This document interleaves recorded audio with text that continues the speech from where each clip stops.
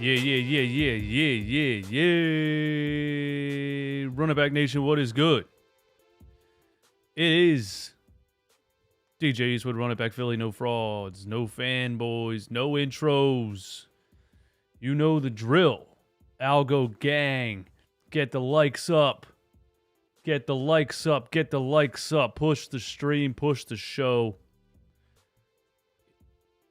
deep into that YouTube algorithm. Appreciate everyone that does that. I figured we would get up here and do a lunchtime live today. I'm still trying to work out what I want the schedule to be for the show for the season. Trying my best to cover the Eagles and the Sixers at the same damn time. There's going to be the post-game lives. There's going to be the recaps. There's going to be all kinds of stuff. I think what we're going to do is, because I know, there's a section of the subscribers that love to watch the lunchtime lives. I mean, love to watch the post-game lives. And there's a section of the subscribers that like to watch the lunchtime lives. So what we're going to do is we're going to keep the post-game lives, Eagles on Sunday nights, Monday night when they play Monday, Thursday night when they play Thursday. We're going to do post-game lives to every single Sixers game. Most of them are going to be with my dudes, Romp and Sixers Greg, the inside source Sixers Greg. And then we're going to do lunchtime lives every day at 12 solo. Just me and you, the Run It Back Philly subscriber. And then there's going to be a lot of clips because I'm trying to please everybody. They tell you in life, don't try to please everybody because you can't. But I'm trying to cover all the bases here. So we're going to do the live shows, and then there's going to be a lot of clips from the live shows because there's also a lot of people that don't have time to watch an hour-long show or don't freaking want to. You know what I mean? And they see it's an hour long, and they're like, fuck that, I'm not watching that. So I'm going to be clipping out a lot of parts of the show, and I've noticed a lot of bigger radio show style guys on YouTube that do that. So if you have notifications on and you start getting, 5, 6, 7 notifications a day, I don't think that'll happen because YouTube doesn't send them out like that. But either way, I'm going to try to make everyone happy here. Live shows and then lots of 5, 6, 7, 8 minute clips from the live shows covering specific topics, answering a question, arguing about something, whatever it is. So be on the lookout for all that stuff. Today on Lunchtime Live, we are going to talk about Howie Roseman was on WIP this morning, had some interesting quotes, a specifically interesting quote about a specific player that he drafted, and I have some opinions on what he said. We are going to go over the NFL power rankings and look at where the Eagles rank among the NFL power rankings because I find that interesting. I don't know the answer yet, and please don't tell me in the chat. Because the Eagles are probably one of the hardest teams right now to predict as far as power rankings go because their roster is so strong on both sides. There's just a big question mark as far as, can the quarterback lead the team deep into the playoffs? So,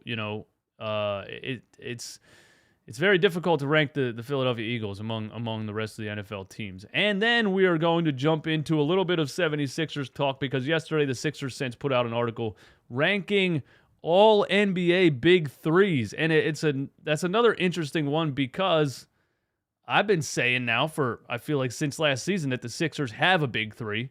Everyone that was saying we need another star, I disagreed with because I think Maxey is that third star.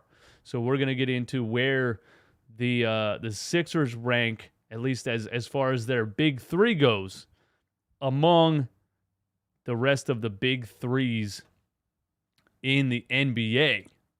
Before we get into that, this episode of Run It Back Philly is brought to you by GLD, shopgld.com. They make all kinds of dope NFL, NBA pendants, necklaces, bracelets, all that stuff, super high quality, incredibly made. I'll get you 30% off, all right? Look at that Eagles one right there, man. That's beautiful. That's the one that's around my neck right now. They got the Sixers one coming up right here, 76ers. I'm getting you 30% off of GLD. Off the top of my head, gld.shopgld.com/runitback. That link is in the description. Use the promo code RUNIT in all caps for 30% off. Look how beautiful those things are, man. Shout out to GLD for sponsoring the video. All right. Let me get the chat up here so we can collab, converse, chop it up. How many people we got up in here? Let me just check the numbers real quick. My viewer count thing's still broken. I don't know what I did to it. 60 people in here. Shout out to everybody in here. And let's jump right into it. Tika Bruno, hot tip. Switch it up and do Sixers talk first. I have a poker game to get to. That is exactly why I just said I'm going to be clipping things out and posting them separately. So if you want the Sixers talk, it will be up today in short form. All right? I feel you, though. I feel you. But, it's almost Eagle season. We got things to talk about. Is today Wednesday, Nasir? I thought it was Tuesday. No, today's Tuesday, man. Today's Tuesday, bro. Today's Tuesday. All right, let's get this up here, man. Where's it at? All right, now the chat's on top of the damn thing. All right, let me try to work OBS here. There we go. All right, we got Howie Roseman live on WIP, and apparently he made some a comment on the Jalen Reagor draft pick. All right, and that's interesting, obviously, for several reasons. So let's just go ahead and listen to what Howie Roseman had to say about the Jalen Reagor draft pick, how he feels about it, and we'll give our opinions on what he said. Well, it's about 10 minutes long here. We're going to go through the whole 10 minutes on this live show, and then if you just want the stuff again, it's going to be clipped out. So here you go. Howie! Good morning. I'm not used to this. I stay home, try to see the kids off first day of school, and now I feel like all your listeners, you guys are taking me to work. I love it. All right, Howie, we got an item here. I know how much you have supported the Radiothon over the years and how important the Eagles Autism Foundation is. This is Lunch with Howie Roseman and a tour of the NovaCare complex. You've done this before. What's it like, Howie? Yeah, we go in, we sit down, we talk about the team. We can watch some tape of our guys. I think that we've got to throw in a couple of tickets here, too, Angelo, to the game. 4. And make sure that everyone's getting the royal treatment. It's such a great cause, and we've been doing it, and your listeners have been huge supporters of this, and I'm very appreciative of that. Yeah, it's 4 tickets as well, and you're going to get learn about the game. Nick, you're not wrong, man. Game. But, Howie, I'm thinking if you got a fantasy team, look, can we put our cards on the table? You have had the GMs in the NFL, you have had the finest offseason. Would you agree with that? Well, I don't know. We got to go play a game this week against Detroit, and we'll find out. That's the beautiful thing about what we do is that we get to go compete and see how we do. I'm excited about our team, and obviously going on the road this first week against Detroit, we got an opportunity here. Start out right. And got a little bit of a camera issue going on here. That's not cool. DJ Eastwood's technical difficulties. There we go. Got to prepare for that. But I'm thinking you would be a great consultant for somebody who had a fantasy team. Does anyone ever bounce something off you that's doing a fantasy team, Howie? My sons, they're in fantasy drafts, and the people that are in their drafts say it's illegal for my help. So I'm not even sure if I'd be good at it because I don't even know. But I got my own fantasy team. I got Jalen Hurts as my quarterback. I got A.J. Brown, Devontae Smith as my receivers with Quez, Dallas Goedert. I can't wait for this team. Can't wait for it. All right, so I'm getting emails and stuff, Howie. They're kind of comparing this offseason to the one before the 2017 season. Do you see similarities? Yeah, I think we got to go play. I think from my perspective, we got to go prepare this week for, a tough opponent. We know Detroit's going to be fired up playing at home this week, and it's going to be a challenge for us. Those first games, they're always a little different. I think you think about how they're going to play, and then there's always going to be wrinkles that come out in the first game, so you don't have the same tendencies you have during the season. So I'm just excited for this game and the opportunity for us to go to Detroit and see our guys play. See, Howie, I'm hearing the same uncertainty from you that a lot of fans have because We didn't really see these players play together hardly at all in the preseason. Are you comfortable now in the way it's done? Bro, he's not going to answer any of these questions. Almost not at all in the preseason. I kind of look at it differently, Angelo, and I'm getting a little sentimental here. Is this our last preseason talk? That's correct. In the history of the two of us? Yes, correct. Oh man, I'm going to enjoy every moment. So I think what the way I see it is, we went to Cleveland, we went to Miami, and our starters are taking reps against their starters. And you're getting situational football. You're getting these practices that I personally feel are even tougher for our guys than the preseason games. In the preseason games, everything's vanilla. So for us, That's true. Was he driving through a storm? No, he's right. That's why I've been saying, man, get rid of the damn NFL preseason, man. Nobody cares. It doesn't prove anything. It's ridiculous. It really is at this point. Yeah, I mean, I thought that was a great challenge for our guys, and our starters got all the reps there. So, you know, I'm not anxious about the opportunity for our guys to go play. I have a lot of confidence in our players. I'm excited for it. I just know week one, there's always going to be wrinkles. All right, so far, the questions were so bad that I could have predicted the answers on the money. I'm sure everyone else could. As we go through week one. All right, let's talk about the newest addition. You just added a really top player in your secondary, a player that plays Philadelphia way very aggressively. What can you tell us about Chauncey Gardner-Johnson? Yeah.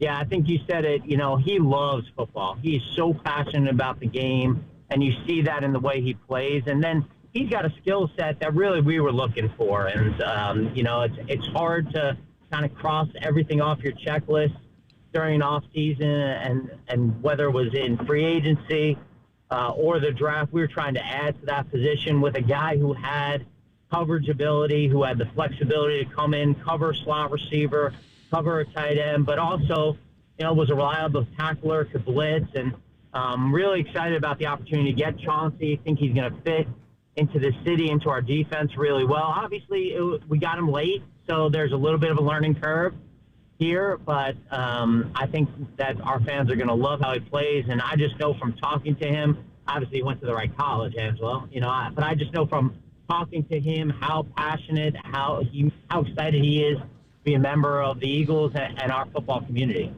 Howie, here's the That's going to be that dude, man. That's going to be that dude. Philly fans are going to love him. He's so aggressive on the field. Little cocky son of a man. Pisses people off.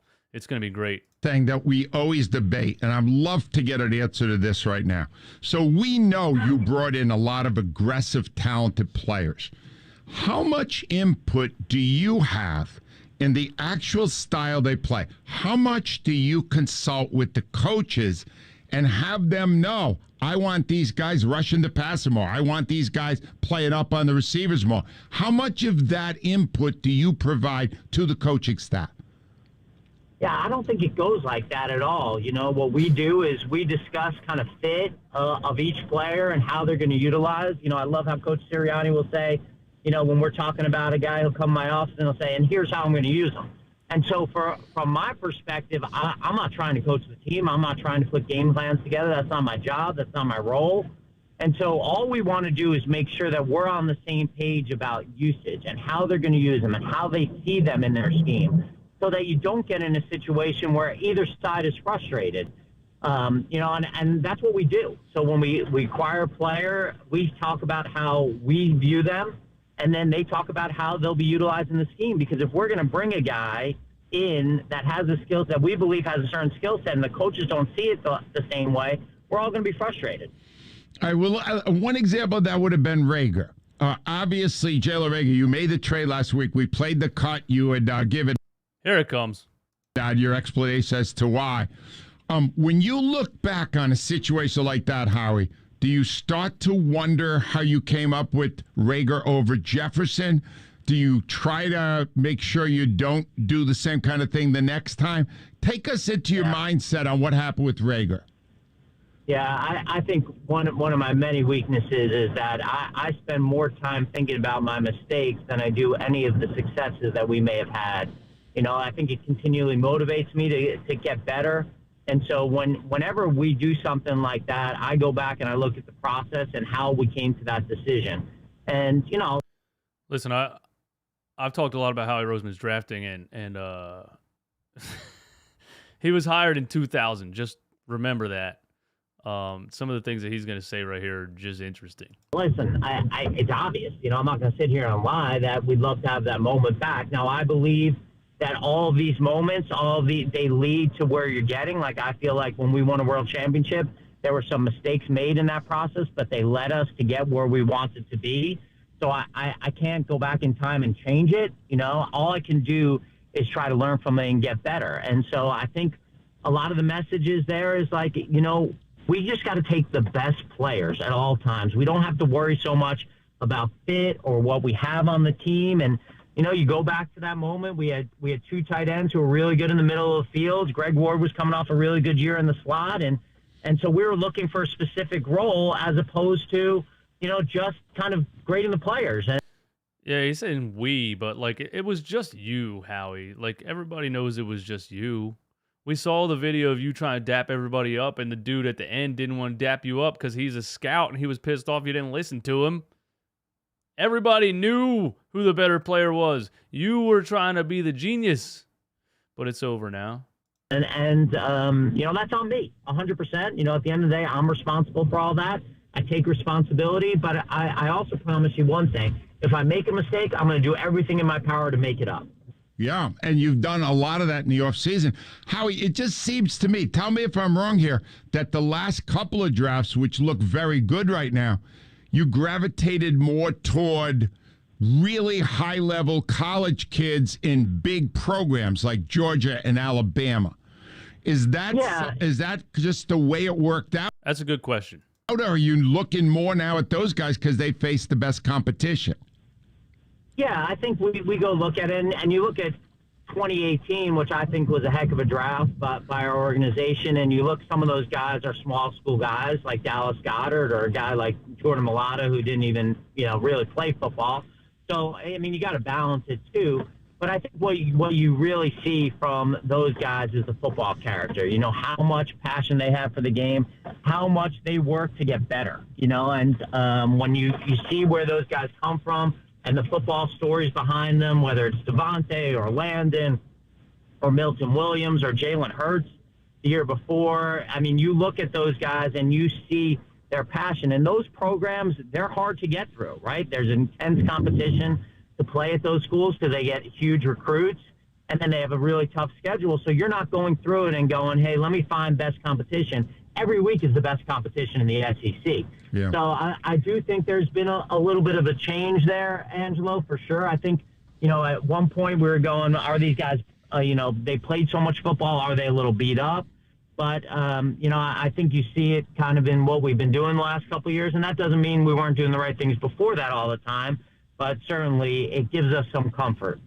All right, Howie, one last thing. Yeah, you take the LSU championship receiver over the TCU sleeper. I mean, come on, man. But I was wrong about Jalen Reagor, too. So I saved, I think, for the fans. Is this just me and you? Do you have anyone else there? Is this just me and you, man? It always is. I mean, it always is. I mean, your group won't talk to me? I'm right here with you. I'm right here with you, Ruben Abow's here, but he has your cell number, so he could call you anytime, Howie. Anytime. That's my guy. Hey, A.J. Brown, everybody is dying to see A.J. Brown. Could you kind of give us a sense for what kind of impact you think he will have on this offense this season? Well, A.J. Brown is a physical freak. I mean, when he runs with the ball in the open field, he hates to be tackled, and nobody wants to tackle him. And I think when you look at the guy and the catch radius and the route running and the play strength he comes in with, I mean, he couldn't be more excited. And I think the beautiful thing when we look at those guys is they all kind of complement each other, right? Like Devontae, let's not forget how good Devontae Smith is and what he can do as a route runner with his hands and his length and his speed. And then Quez, obviously, like his vertical threat, he is as fast as anyone in the National Football League. The guy that I think we're all sleeping on, and it's so funny because I was thinking about this last night, and I'm like, I got to go talk to this guy today because of how excited I am for him this year, is Dallas Goedert. And I understand it. Everyone's excited about AJ. I'm excited about AJ Brown and Devontae Smith in his second year, and Jalen and our offensive line. But this guy, man, this guy is another physical freak. This guy really can do everything you're looking for from the tight end position.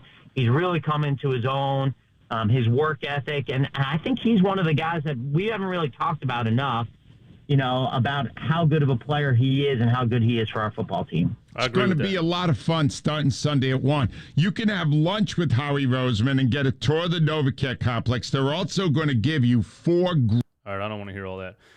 All right, so there you have it. That was Howie Roseman on WIP this morning at 9 o'clock. And I just want to say, when I first saw the quotes being posted on Twitter, I thought, why, I thought, I don't know, man. It's kind of lame to, say you made a mistake as the GM of the team. And then, but then when I heard him saying it, I kind of respect it. I kind of respect the transparency that he's doing. I thought he was just going to come on here and be like, we believed in Jalen Reagor. It just didn't work out here. Something very predictable and vanilla, if you will. But I guess the fact that he came on here and basically said, listen, I have a lot of weaknesses, as all human beings do. And I'm still learning and getting better. I respect that. I respect that transparency. That's very humble. It's a very humble take. It's a very humble mindset for someone in a position of Howie Roseman. And I think him not being humble in certain times is probably what led to him making some draft mistakes. Every GM makes draft mistakes. Drafts are a crapshoot. It is what it is. Drafts are NBA draft, NFL draft, but I think I respect that, his transparency, the fact that he said, I made a mistake on the Jalen Reagor pick, and we wish we could have it back if we could have it back. So I respect it. And one of the things that he said that I completely agree with is, when I make a mistake, you can bet that I'm going to do everything I can to fix it. And I agree with that. And I've seen Howie Roseman now for the past 2 or 3 seasons have things go awry, have things go south, within the plan on paper, be it Carson Wentz, be it drafting Jalen Hurts to back up Carson Wentz, be it the Jalen Reagor pick. We've seen him turn his mistakes into just things that we couldn't even imagine he could turn them into, making garbage out of gold, turning garbage into gold. Mark Zumoff. Shout out to Mark Zumoff. Come back out of retirement, please. We've seen Howie do amazing things with some of his mistakes and turning Carson Wentz into extra first-round draft picks, making subtle trades here and there, and even getting a conditional 4th and a 7th out of Jalen Reagor when you kind of knew he wasn't even really going to be on the depth chart with as deep as this wide receiver core looks right now. I respect it. So, shout out to Howie Roseman. We all make mistakes. He's definitely shot himself in the foot before by being overly confident in his own ideas. But, for him to sit up there on the radio live and admit, hey, that was bad draft pick, man. And, at the end of the day, I make mistakes, but damn it, I correct them. And this offseason, Howie Roseman has been an absolute menace. This offseason, Howie Roseman has been on a tear. Listen, when Cataldi, was that Angelo Cataldi? Who was that? No, that's on 97.5. I don't know who these guys are, but when he asked him right off the bat if there could be a GM fantasy draft, have you had the best offseason? I think he has. I don't obviously pay very close attention to other teams and other GMs, but I think Howie Roseman definitely has had. You got to put him up there for one of the best off seasons in the NFL. Everything that he did, man, from the drafting Jordan Davis, Nakobe Dean to, trying to shore up the safety position with Gardner-Johnson and the James Bradbury and, man, just on and on and on. The A.J. Brown trade. He did so much in one. You know what? I take it back. He did so much in one offseason. I think we got to say Howie Roseman's had the best offseason out of any GM in the NFL. I think I can say that. All right, man. Shout out to everyone in here, man. Please hit the like button on the stream. That would be greatly appreciated. Appreciate you tuning in. We're going to make these lunchtime lives a regular thing once again. And let's go ahead and look at the NFL Power Rankings because I haven't looked at it yet, and I'm very interested to see where the Philadelphia Eagles rank amongst NFL teams before the season starts. Because, like I said, they're one of the most difficult teams to rank right now because on paper, offensively and defensively, they look so good. They look like they hardly have a single weakness. But the most important position in football is the quarterback, and that is still an unknown. I know there's a lot of super fans that think it is known and he's going to ball out and all the haters are going to shut up and go cry. But those of us that are a little bit more reserved and open-minded are sitting in the middle and willing to say, I don't know yet. We're going to see it very soon. In a couple days, we're going to see it.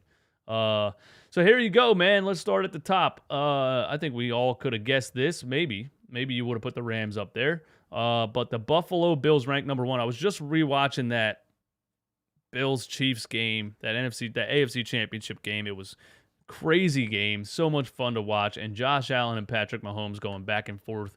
Again, man, I hope we get 3, 4, or 5 of those AFC Championship games between those two quarterbacks because that was a lot of fun. So the Bills are 1. There's the Los Angeles Rams at number 2. The San Francisco 49ers at number 3. Now, I'm going 1 to 32 because I want to see where the Eagles are. The top is pretty predictable, except I wouldn't have put San Francisco up here, especially with the fact that they announced they're starting Trey Lance, the quarterback that just took him to the Super Bowl 2 years ago. Jimmy G has been benched. They tried to trade him. Nobody bid on what they were asking for, and then he came back on the team, so he has to suck it up and be the backup quarterback. Interesting with the San Francisco 49ers at number 3. Do you guys agree or disagree with that? Tampa Bay Buccaneers. So it looks like they had Tampa Bay at 3 and dropped them to 4. And they moved San Francisco up. That just sounds crazy to me. San Francisco that high? After I just got done saying the most important position in football is the quarterback. The San Francisco maybe have a bigger question mark at quarterback than we do, and they're number 3. Tampa Bay Buccaneers number 4. Tom Brady is in absolute turmoil right now. I don't know what's going on with the guy. Like I wish him well. Seems like he's just struggling a little bit. That press conference was very odd. He's 45 years old. He looks like he's had about 6 too many facial procedures. We'll see what Tom Brady looks like this year. But I do want to say, Max Kellerman for a couple of years now has been saying there's going to be a cliff where Tom Brady's not gonna go down slowly. He's gonna be great, and then he's gonna drop off a cliff. I might predict that this season is that season where Tom Brady completely falls off the cliff and finally retires. Should have retired last year. Came back. I don't think his wife wanted him to come back. I think that might be the stuff that he's talking about in that odd press conference that he had. But again, man, a couple too many facial procedures, starting to look like Michael Jackson up in here. Tom Brady, all right, take it easy. Number 5, the Cincinnati Bengals. Think I can agree with that. Joe Burrow, good defense, great running game, good offensive line, good weapons. Yeah,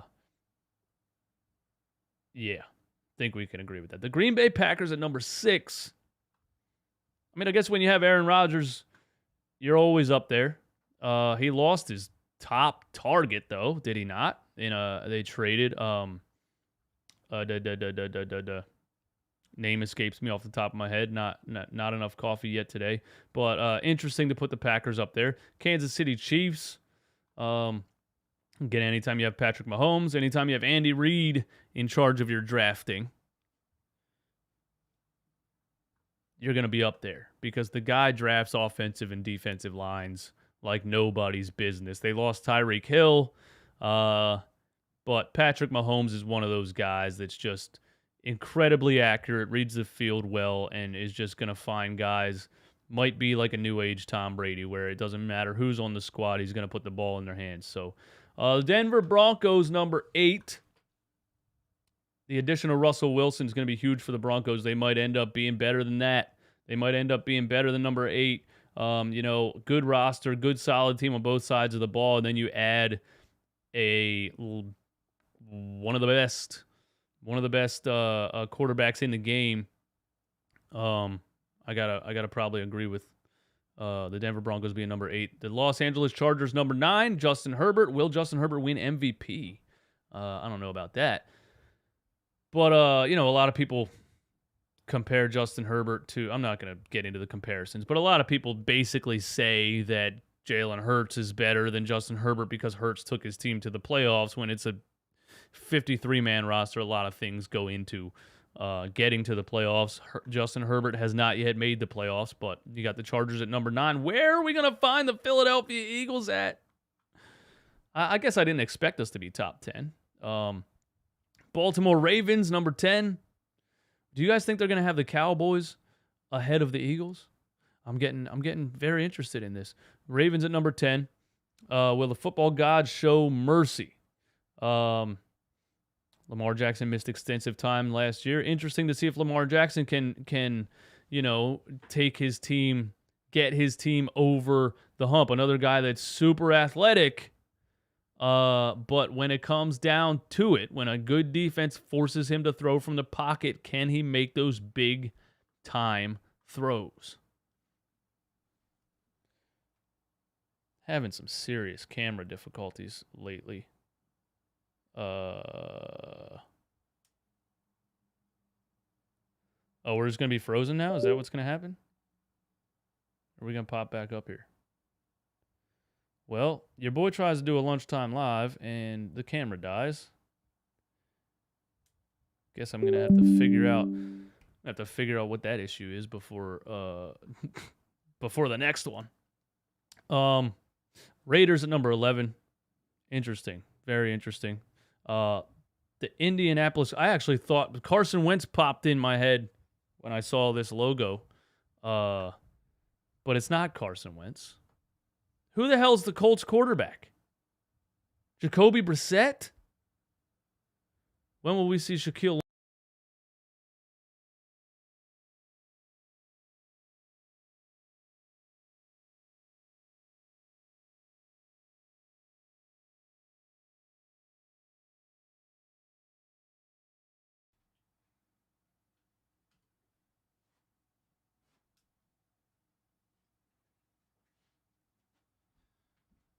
What is going on here?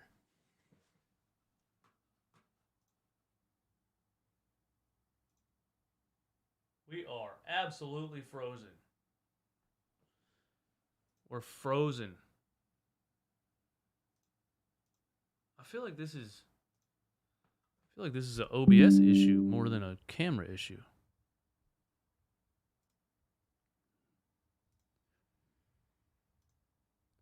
What the hell's going on?